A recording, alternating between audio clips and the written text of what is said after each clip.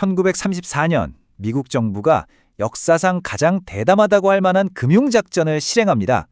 오늘은요, 바로 그 결정적인 순간으로 들어가 볼 건데요. 어떻게 돈의 본질이 금이라는 만질 수 있는 실물에서 정부의 의지라는 보이지 않는 개념으로 바뀌게 됐는지 그 이야기를 한번 깊이 파헤쳐 보겠습니다. 이 모든 일의 시작은 정말 뜻밖의 한마디에서 비롯됐습니다. 당시 미국 대통령이 아침 식사를 하면서 참모들한테 툭 던진 말인데요. 이게 그냥 농담 같잖아요. 그런데 사실상 전 세계 금융 시스템의 운명을 결정하는 뭐랄까 주문 같은 말이었던 거죠. 아니 도대체 이 말 한마디가 어떻게 그런 엄청난 힘을 가질 수 있었을까요? 자, 그 답을 찾으려면요. 우리 다 같이 시간여행을 좀 떠나봐야 합니다. 모든 게 와르르 무너져 내리고 있던 대공황의 가장 깊은 곳으로요. 당시 미국은 정말 한 번도 겪어보지 못한 위기 속에서 어떻게든 살아남으려고 필사적인 탈출구를 찾고 있었습니다. 시간은 1933년, 미국이 4년째 정말 끔찍한 대공황의 수렁에서 헤어나오지 못하고 있을 때입니다. 경제는 완전히 멈춰섰다고 봐도 과언이 아니었고요. 사방을 둘러봐도 희망이라고는 찾아볼 수가 없는 그런 상황이었죠.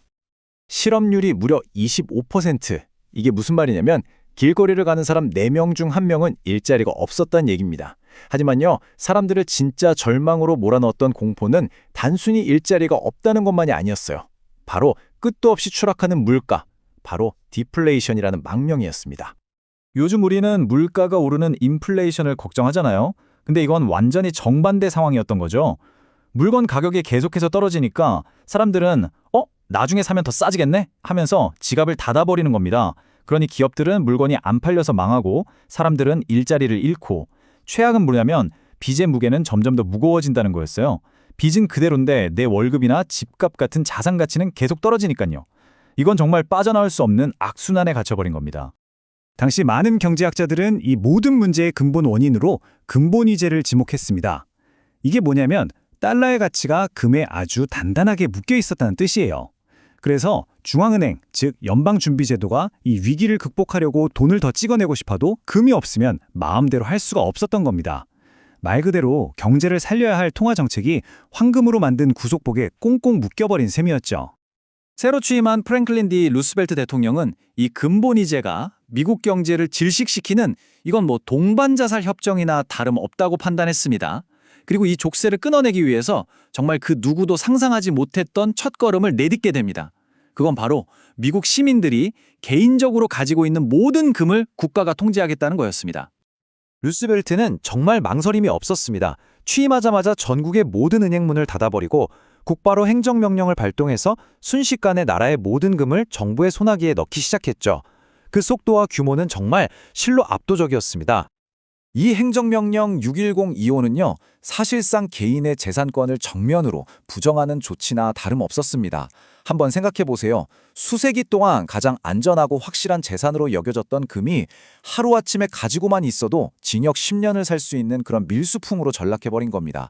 이것은 앞으로 벌어질 더 큰 계획을 위한 일종의 정지 작업이었던 셈이죠. 자, 이렇게 일반 시민들의 금을 성공적으로 걷어들인 루스벨트 행정도 그들의 다음 목표는 훨씬 더 크고 대담했습니다. 바로 미국의 통화정책을 책임지는 독립기구, 연방준비제도 그 자체였으니까요.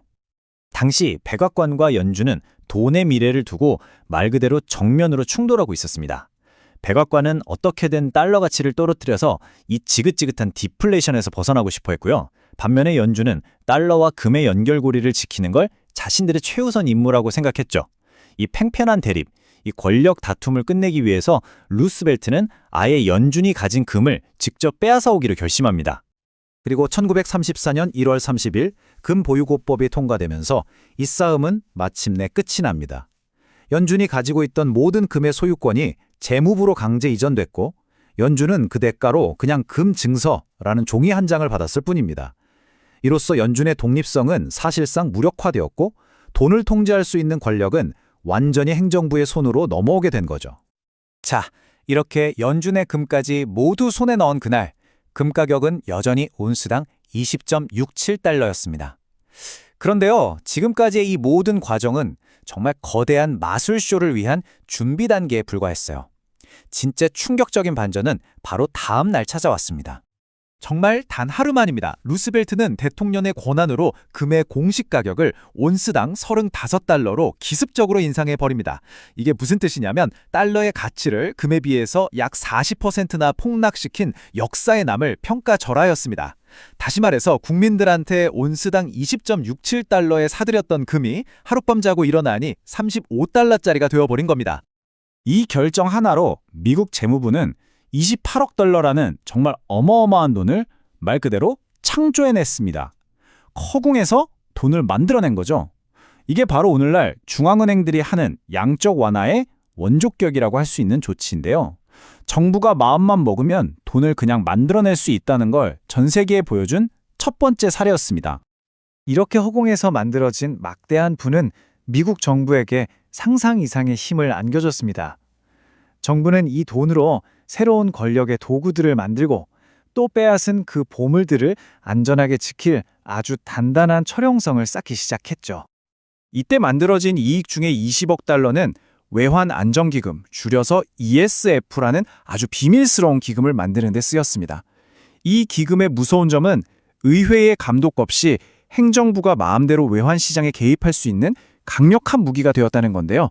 더 놀라운 건 뭔지 아세요? 이 기금이 2008년 금융위기나 2020년 팬데믹 위기 때 구제금융의 재원으로 활용되는 등 오늘날까지도 여전히 막강한 영향력을 행사하고 있다는 사실입니다.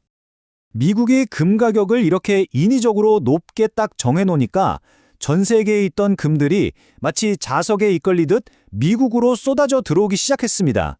미국 시민들에게서 몰수한 금, 그리고 유럽에서 흘러들어온 막대한 양의 금을 보관하기 위해서 1935년에 바로 그 전설적인 금고 포트녹스가 건설된 겁니다. 미국의 새로운 금융 권력을 상징하는 거대한 요새였죠. 루스벨트가 이렇게 구축한 시스템은 2차 세계대전 이후에 달러를 세계의 기축통화로 만드는 브레튼우즈 체제의 아주 중요한 기반이 되었습니다. 하지만 영원할 것 같았던 이 시스템도 결국 한계에 부딪혔고 1971년 닉슨 대통령이 달러와 금의 연결고리를 완전히 끊어버리는 닉슨 쇼크를 단행하면서 막을 내리게 됩니다. 자, 그렇다면 90년도 더 된 이 옛날 이야기가 오늘을 사는 우리랑 도대체 무슨 상관이 있을까요? 그때는 그랬구나 하고 넘어가면 되는 걸까요? 전혀 그렇지 않습니다. 사실 우리는 1934년에 설치된 그 금융 운영 체제 속에서 여전히 살아가고 있는 거나 마찬가지거든요. 그 유산은 우리가 생각하는 것보다 훨씬 더 깊고 강력하게 남아 있습니다. 제가 명확하게 한번 정리를 해드릴게요. 첫째, 금과의 연결이 끊어진 돈은 정부가 필요할 때마다 얼마든지 찍어낼 수 있게 됐습니다.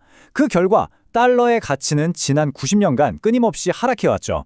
둘째, 아까 말씀드린 외환안정기금처럼 의회의 통제를 받지 않는 정부의 비자금은 지금도 위기 때마다 강력한 힘을 발휘하고 있습니다. 그리고 셋째, 국가 비상사태라는 명분만 있다면 정부가 개인의 자산을 통제할 수 있다는 아주 무서운 법적 선례를 남겼다는 겁니다. 이 모든 게 바로 1934년에 시작된 일의 결과입니다. 1934년의 금보유고법 이야기는 우리에게 아주 중요하고도 어쩌면 조금은 섬뜩한 질문을 던집니다. 정부가 경제 위기라는 명분 아래에서 게임의 규칙 자체를 마음대로 바꿀 수 있는 힘을 가지고 있다는 것. 이것이 과연 오늘날 우리에게 시사하는 바는 무엇일까요? 그리고 만약 또 다른 위기가 찾아온다면 다음 목표가 될 자산은 과연 무엇일까요? 인류는 대공황이라는 위기에서 벗어나기 위해 황금의 족쇄를 끊어냈습니다. 분명 의미 있는 일이었죠. 하지만 어쩌면 우리는 그 대신 정부의 신용이라는 눈에 보이지 않는 종이사슬에 새롭게 묶이게 된 것인지도 모릅니다.